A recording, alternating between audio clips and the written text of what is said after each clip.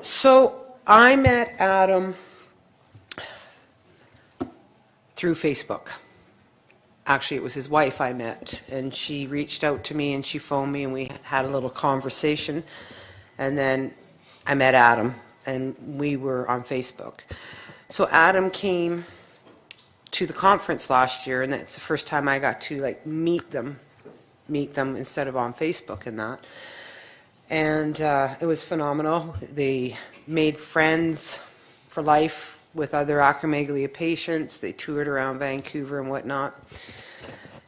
And on Sunday, mid-morning, Adam pulled me aside and he says, I just talked to my endocrinologist and he's going to help me start a support group in Manitoba. And I went, cool. If you need any help, let me know, because I'll any advice, any guidance, like, like this is your baby, but I'm here if you need some help, right? So he has started. He's at the process now of just waiting for members, which is really nice. I'm pretty excited. But as I got to know Adam, I realized that his story needed to be told. And all of you know that that's the most important thing to me, is us as patients tell our stories. Get it out there. And Adam said yes. He goes, I'm having hip surgery done. I said, great, you'll have something to do in bed. You'll be able to put it together. So I'd like you to welcome Adam Vagi from Winnipeg to come and do a presentation for us. Thank you.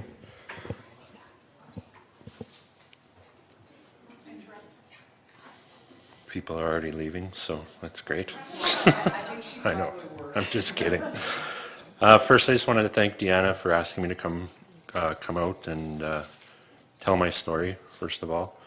And all of you should know that if you ever are asked by Deanna to go out for a walk downtown, it's going to consist of about 10,000 steps and 4 hours downtown walking. And I just had hip surgery in February, so I'm a little sore today. So if I'm kind of going like this, it's not because I have ants in my pants, it's because of my hips. Okay, so without further ado, we'll get started. And I just noticed something here. I'm wearing the same shirt and I haven't washed it since the conference. So yeah. That's great. That's my wife, Charity. This was taken at the conference in September out here in Richmond. This is the first PowerPoint presentation I put together since high school, so it's been about 15 years. So this is the now, just to introduce myself. I'm 33 years old. I've been married for 12 and a half years. I have a 10-year-old son and a 15-year-old daughter. I work as a constable for the City of Winnipeg Police Service. The past 2 years I've been on long-term disability due to all the health issues with acromegaly, which you will soon find out here in my story. So I'm going to go back to the beginning. So this would be between 2005 and 2013. I was married very young. I was only 20. Call my wife a cradle robber. She was 26 when we met. At the time when I got married, I had a size 12 ring, and 2 years later, I had to get it resized to 13 and a half. At this time, I didn't know that I had acromegaly. This is going before I even knew what was going on.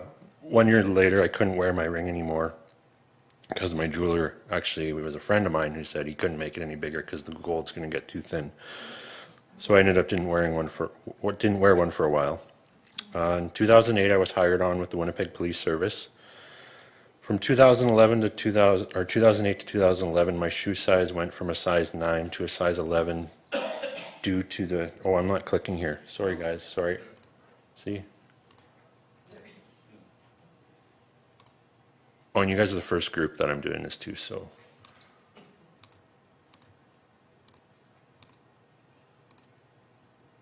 Okay, there we go. Okay, so yeah, in 2011, I had my annual fitness test at work, and I had mentioned this to the fitness coordinator that my shoe size went from a size 8 to a size 9 to a size 11, and he actually said you should go have your growth hormone checked. Whether I didn't know if he knew anything about acromegaly, but he said that. I kind of wiped it aside because, you know, he was always about the paleo diets and stuff, so everybody didn't really listen to him, and I didn't listen to him. So, that's quite impressive from a fitness sport. yeah, you know what, and I never got back to ask him if he actually knew about acromegaly, or if he just kind of said, oh, it must be a growth issue, I don't know. So, and he's retired now, so that would have been something interesting actually to ask. So yeah, I didn't follow up with my doctor. I was noticing, looking back now, I noticed my nose was getting quite wide. My brown bone was starting to protrude. I had very oily skin and very bad night sweats. I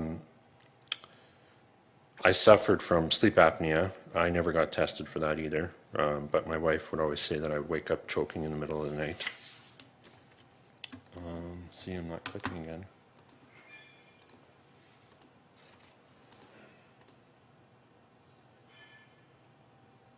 That's a good effect. So this is a picture of me in 2005. This is at my wedding, and this is 2010. So just the facial features, the cheek, the swelling in the cheeks, and the creases in the smile. Pretty handsome though, I guess. But, yeah, I played hockey. Yeah. So in December of 2013, I went for a dental cleaning, and my dentist, who was my father-in-law at the time, noticed that I was developing an underbite when I'd always had an overbite. As this time, I began to wonder if all the growth wasn't normal. My family always joked, we always joked around that I was Wreck-It Ralph and Hulk due to my oversized hands and clumsiness. My wife at the time, she worked at a physiotherapist's office and was discussing with her coworkers about having to buy me larger shoes every year. Her boss, who owned the physiotherapist's office, actually overheard her and suggested that we review some information that he printed out in regards to acromegaly off the internet. It included a symptom checklist, and so he obviously knew about acromegaly and was the one that kind of started my journey, or whatever you want to call it, of where I was finding out what was actually going on. What would be a presentation without some old clip art? So, yeah. Wreck-It Ralph and Hulk there.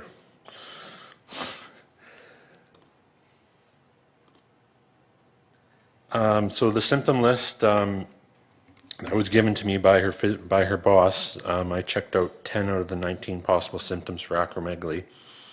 For the month of January, I didn't look at any of the information sheets that were given to me, kind of just swept it aside and just kind of left it alone, I was in denial, kind of knew something was going on, but just put it aside. Late February of 2014, that's when I decided to see my family doctor.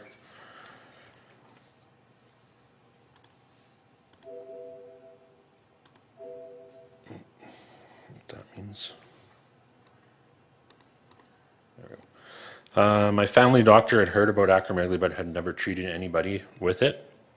He sent me for IGF-1 blood test, and the results came back at 999, however they measure it.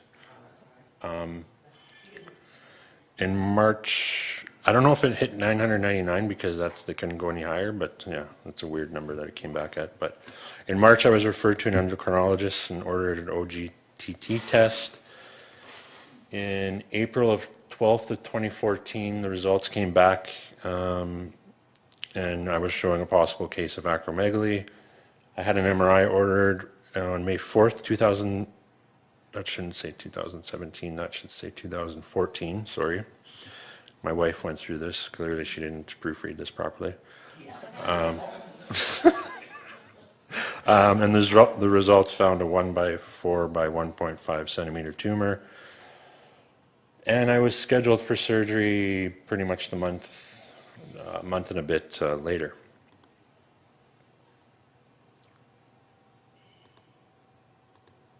So the first picture is that pre-surgery. That was in the morning of June 12th. And then this was post-surgery that later on that afternoon. Giving a thumbs up and everything was all right.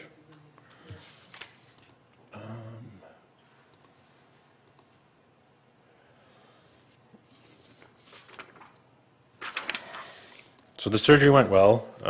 Dr. West, who I did ask him if he's okay having his name in here, and he was quite supportive in that thing. He actually heads the University of Manitoba neurosurgery department for U of M, so he's actually very well known there. So he was able to resect 90% of my tumor. The remaining part was infiltrating the left cavernous sinus and was too risky to attempt to remove any more of it. My IGF-1 dropped from 999 to 913 right after surgery. I spent 3 days in hospital and was discharged on Father's Day, June 15th, 2014. So if you see it says home time number 1, usually when it says number 1 and there's a number 2, it's not good. We arrived at home in the afternoon and I had a shower and sat down and relaxed. As the evening went on, I was voiding urine approximately every 20 minutes. I was measuring what I was voiding and could not keep up. What I was putting out, I couldn't keep up going in and keeping myself hydrated. I had heard about diabetes insipidus and immediately suspected it to be the case. Dr. West actually gave us his work cell phone number to call him if we had any issues. And it was 1 a.m. in the morning when I decided to text him. And I texted him, he immediately replied to me and said that for me to go back to the Health Science Center and that he would see me in the AM. Got some sounds in there too, an ambulance. We couldn't find anybody to watch the kids, so I had to go in an ambulance. In our healthcare system, I waited in the emergency room till the AM, and then when Dr. West's intern made their rounds, they came and saw me. It was decided that I stay another couple days to monitor the urine output and intake of my fluids. In the end, it actually turned out to be just the amount of IV fluid that I was getting during my initial stay after the surgery. So back home I went. The next 3 months of that year after surgery, I rested and recovered from surgery. I was able to take as much time off work as needed. In September of 2014, my IGF-1 went down to 623.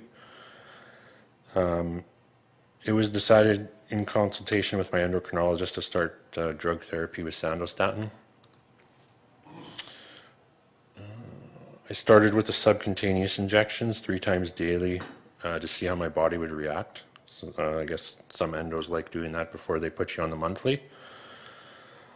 All went well for the 4 weeks, and then it was decided to be put on the long-acting sandostatin LAR, and I started at 20 milligrams a month.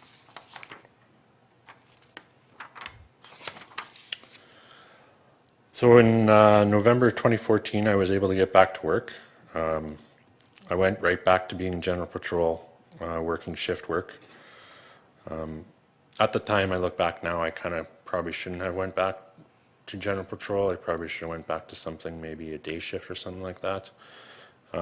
Because after about 2 months, the shift work was just taking a toll physically and mentally on my body.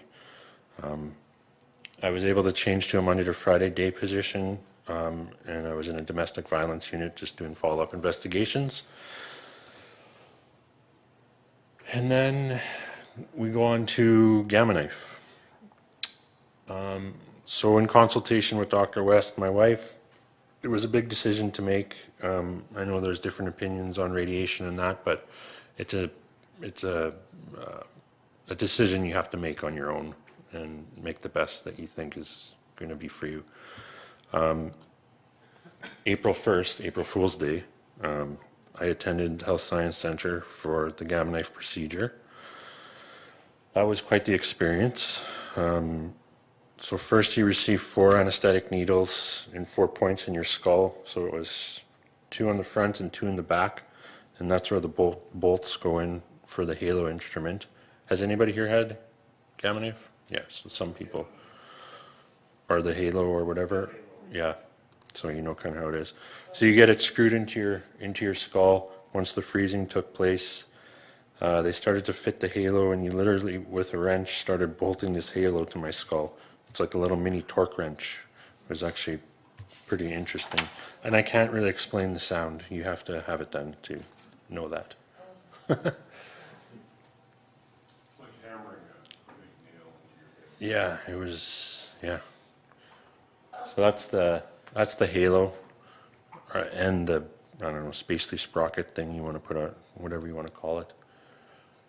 And then that's a closer look here, like these are the bolts here. Yeah, it wasn't that bad actually. It wasn't that bad. I'll get to that. You got 4 needles for anesthetic. It wasn't. Well, I'll get to that. Yeah, this is me being Frankenstein.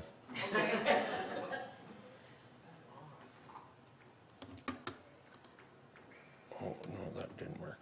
How do I go back? That was a little video of me. Previous. I don't know if it'll work. Oh yeah, there we go. I don't know if it's gonna work. It's just me doing the robot. Yeah. Being the robot. Yeah. Kind of bringing some, I don't know, cheer to the day, I guess, if you want to call it that. Yeah.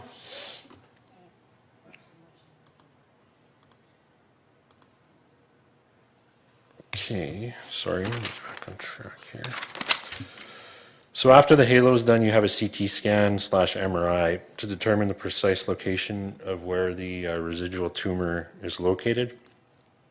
Once that's completed, the team of doctors formulate a treatment plan to determine what is going on here? Okay, I'm back. They come up with a treatment plan. Once prepared, you lay onto a machine that is very similar to a CT scan MRI machine. The halo is locked into place in the machine, so you can't move your head during the treatment. I had some headphones on with some nice calming music, and you go into the machine. It lasted approximately 1 hour. That's my MRI of the pre-scan. So this is my residual.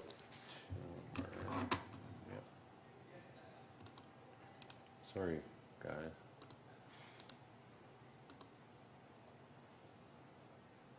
So yeah, that's the pre-scan going in before the gamma knife.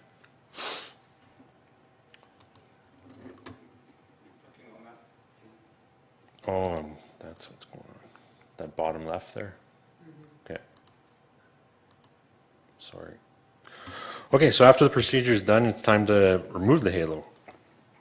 I was thinking that this was going to be the best part, and this would be relief, getting this metal contraption off my head. And that it wasn't the case. This ended up being the worst part, actually, of the surgery, I found. In the process of removing the halo, the pressure in my head was unbelievable, and the ensuing headache was something out of this world. And then I was sent back home to recover. Is that a one-time thing, the gamma knife? Gamma is, yeah, it's a very high dose. And there's, yeah, there's controversy of what it actually does, but it was a decision I made, so. It's like a one-time deal, high, massive dosage of radiation to the pituitary gland to stop the tumor from growing, or else get rid of the residue that might be left in your tumor. Brent had it done also. Yeah, it kills the cells. Yeah. Eventually. Takes 5 years. Yeah. I didn't experience any scarring from where the bolts were, actually. It was very impressive. I just had numbness for approximately 3 months in the area of where I guess the gamma knife beam was aimed at. It was always here. It was just totally numb the top of my head. I got the sensation back now.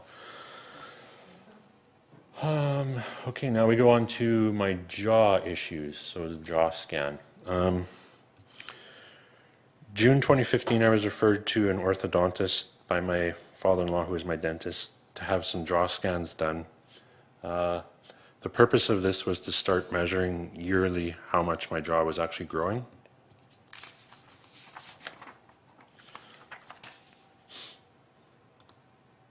So that's the first scan. Obviously, it's the front. Where? When? When? This was 2015. Yeah. It says on the top there. Yeah, June 2015. So that's the front shot. This is the right side. If I show you the left next, I'll show you how it's actually, there you go. So the next slide, I'll come back to that one. This is how your teeth are supposed to be. Like, this is a perfect alignment. It's supposed to have half a space on your last, I don't know what you call it. Molar, yeah. And then this is my right one. So that's how bad my left is actually growing.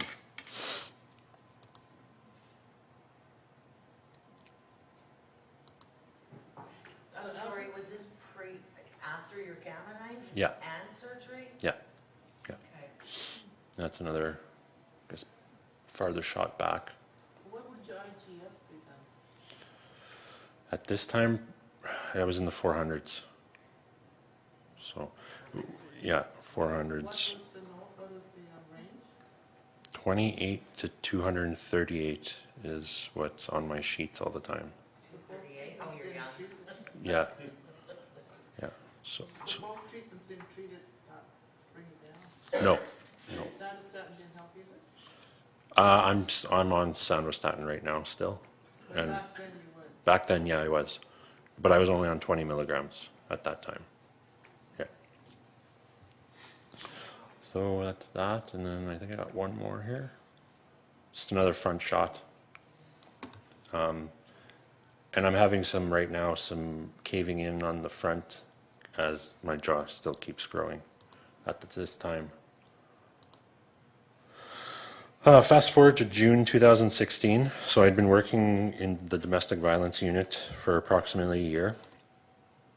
Oops, I just clicked all that, didn't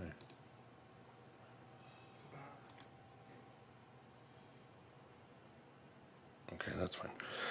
My mental health was deteriorating. I was pushing through the days and honestly wasn't taking care of anything regarding my mental health or my mental state. I was having issues with my left eye, not tracking properly when I would turn my head, so I'd be looking here, and Charity, my wife, actually noticed it the first time, and I would move my head and this eye would like stick. She'd be like, "You're like looking the other way," but I didn't really notice it. So June 7th, I attended my ophthalmologist, she was unable to replicate what was happening, but in her opinion, the cause could have been from ocular neuromyotonia, which she said can occur from previous radiotherapy, gamma knife, or multiple surgeries up in that area.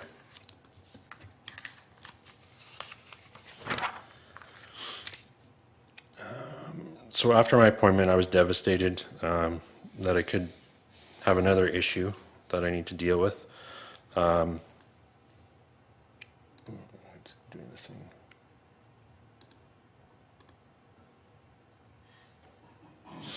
So I went home and I was pretty upset.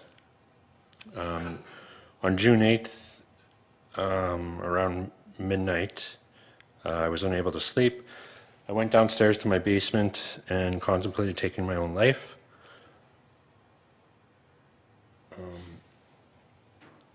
I had two ideas kind of two plans, I guess you would want to call it, of how I was going to do it. One was to go to my garage, turn on the vehicles, die from carbon monoxide poisoning, and the other was to get my service pistol and take my own life. But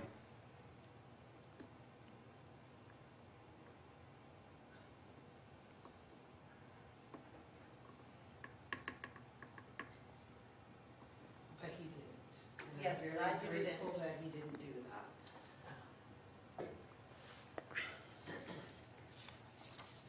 Sorry.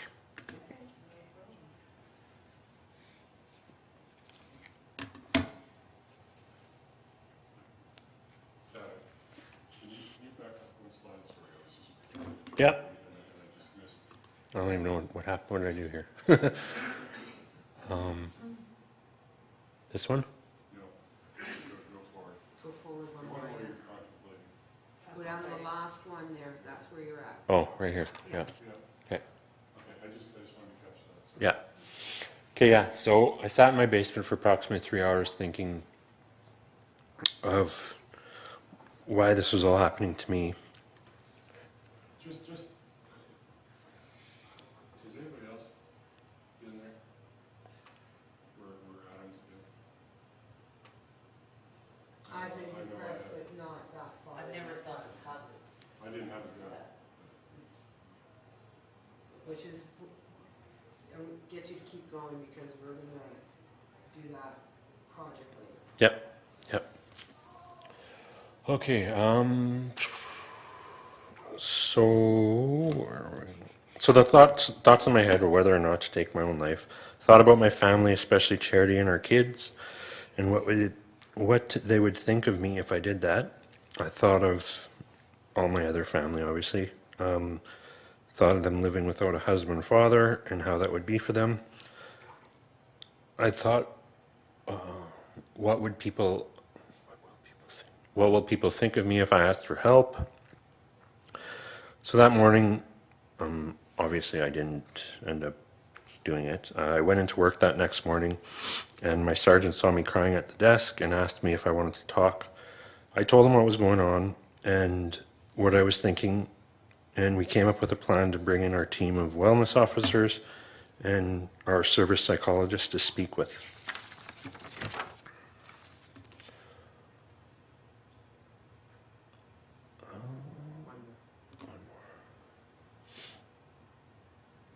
So that entire day I spent time with them. We came up with a plan for me to go off of work for a month and reevaluate my situation a month later. I took the month off, started seeing a psychiatrist as well. In August, I made the decision to apply for long-term disability through work and was approved. The decision to do this was because I needed to concentrate 100% of my time to getting better and treating the disease and all the other issues that come along with living with acromegaly. It already went. Oh, this must be on a timer or something.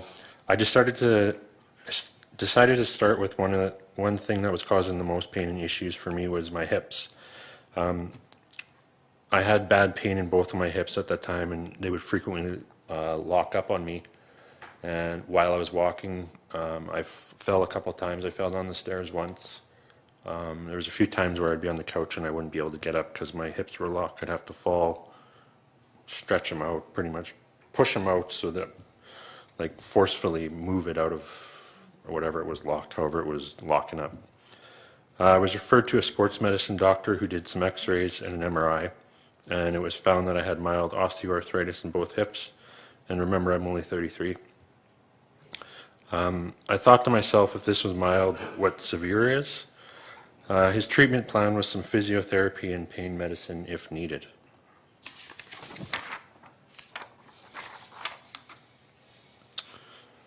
I wasn't satisfied with his treatment plan, so I thought I'd seek a second opinion in the summer of 2017. I was referred to an orthopedic surgeon, Dr. Colin Burnell. Everybody's names that I mentioned in my presentation have given me the okay to have them in here, just so everybody knows. I was referred to him, Dr. Colin Burnell, at Concordia Hip and Knee Institute Clinic in Winnipeg. And his treatment plan was very different than the last one I had received. He advised me that, in fact, I was a candidate for hip replacements, but I needed to know that because I was so young, being 33, that the implants have a lifespan and that when I'm older, I may require second hip replacements, and they don't always go well the second time. At the point, I had to make my decision to live my life at the fullest when I'm young, knowing I may require surgery down the road again. I decided to go ahead with a total hip replacement and start with my left hip, as that was the one that was causing me the most problems. That was something. This is my first hip scans that were done before surgery to come up with a plan. So it's my joints, the femur here is mushroom shaped, it's supposed to be more round. And then this bone here where the red line isn't supposed to be there. And they were guessing that that's what's catching. So the bone as I walk would come up over here, catch on this lip and get stuck. So it was bone on bone. That's why it was so painful when it would lock up.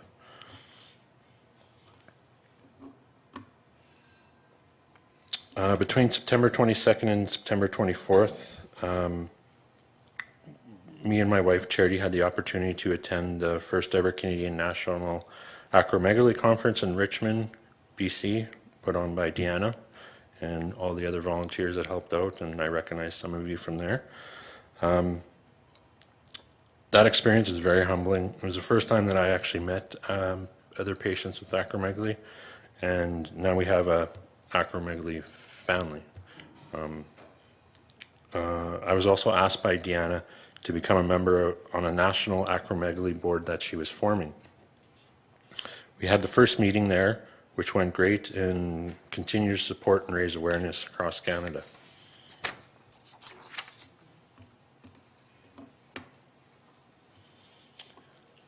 Sticking to the conference, at this time I decided to start a support group for the province of Manitoba. So my Facebook page is Acromegaly Manitoba. I've distributed posters and handed out business cards, and I'm waiting for my first person to reach out. My wife Charity also started up a support group on Facebook. It's called Acromegaly Canada Family and Friends Support Group. She has 7 members so far, and it's just for family members that have somebody suffering from acromegaly for support, because that's a whole other issue with what they deal with and what we deal with, right? So anybody, if you guys want to, if you have family that needs support or whatever, you can go to the Acromegaly Canada Family and Friends Support Group and request to join. So February 2018, which was just a couple months ago, I was scheduled for my first full left hip replacement surgery on February 13th, 2018. I took all my pre-op classes and was ready as I could ever be. I had no idea what to expect, but everyone that I had spoken to that has had it done said it was all worth it in the end. So my one question I always wondered about the surgery was, what happens if once they remove the femoral head, which is that top piece that I told you, they actually cut that off, if they run into problems with the implant?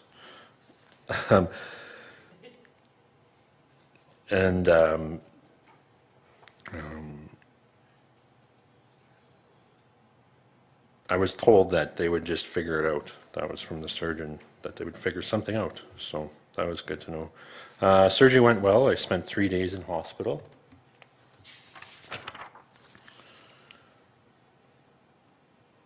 The first 2 weeks were the most difficult time with moving around, and you have to use a walker because you're not very strong on the one leg. Plus, I already had a bad right hip, so and our home isn't designed to hold a walker and go through doors and stuff, so our bathroom door wasn't wide enough, so I'd have to jam it through and rip all the paint off, but we made it work. Most of the pain was from the bruising and swelling. I had bruising from from my hip all the way down to my ankle. After 14 days, the staples were removed, and it was like freedom. I was actually able to have my first real shower, which was much needed. You can ask Charity, she's not here, but it was needed.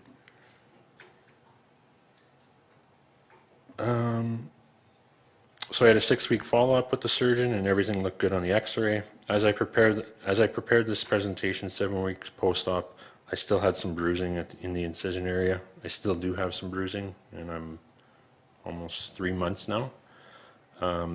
Every day does get better and better, except when you go out walking with Deanna. And I'm actually on the list tentatively to have my right full hip replaced in October of this year as well. And hopefully after that's done, I'm hopeful to get back to a graduated return to work program and see what they have to offer or what position we can find. Next, I just got a couple pictures. So I'll explain this one. This is a couple days after surgery. So this is the incision here. I think it was 20 or 30 so staples. This is my butt here, my leg. And then this is my front. So that's my left hip there. And this is all, it's not the best picture, but this is all bruising. All that discoloration is all bruising. And then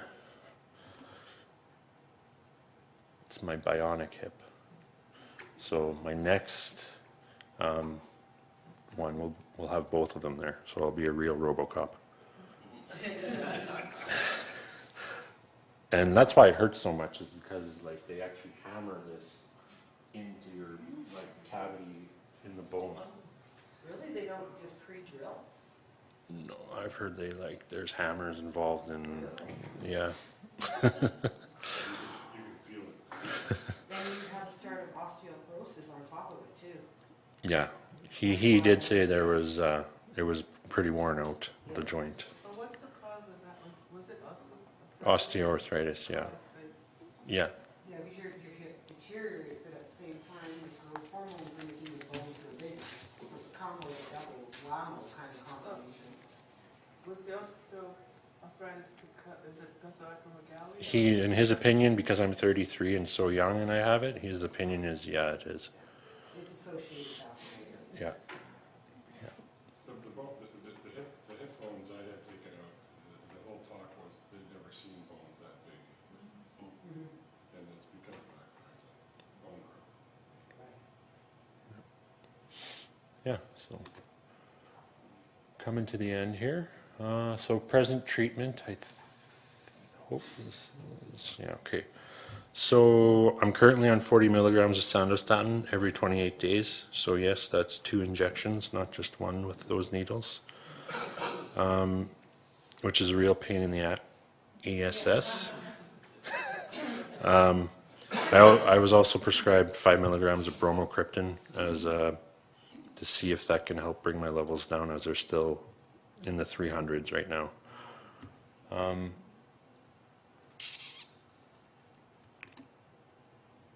think I had another one I added. Yeah, I'm gonna have to.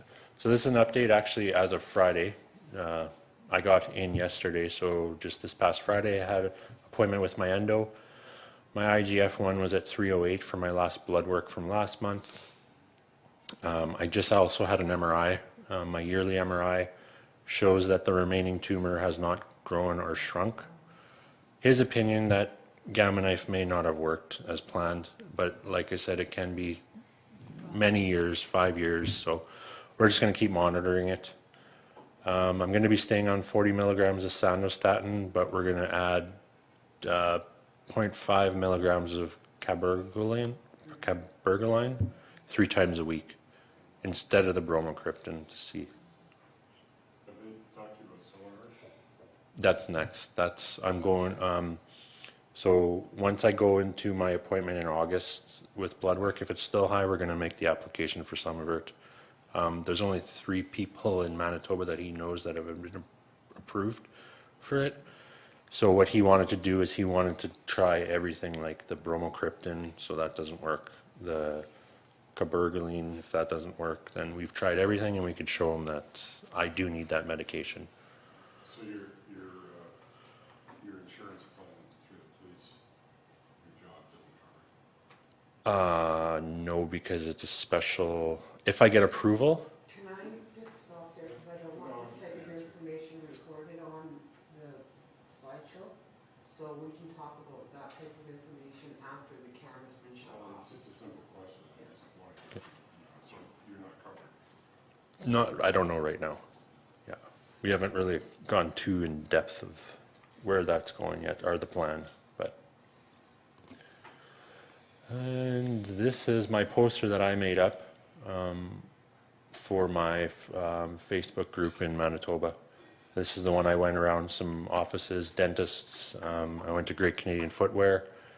It's a big shoe company store, because I thought that would be a good first line of someone comes in and says, hey, my shoe size went up 3 sizes. Well, what other features do you have, you know? So my doctor's office, my dentist's office has one. Yeah, wherever I could kind of find to put one. I have cards, but I forgot them when I got on the plane. I totally forgot them. So don't have any of those to show, and that's my story.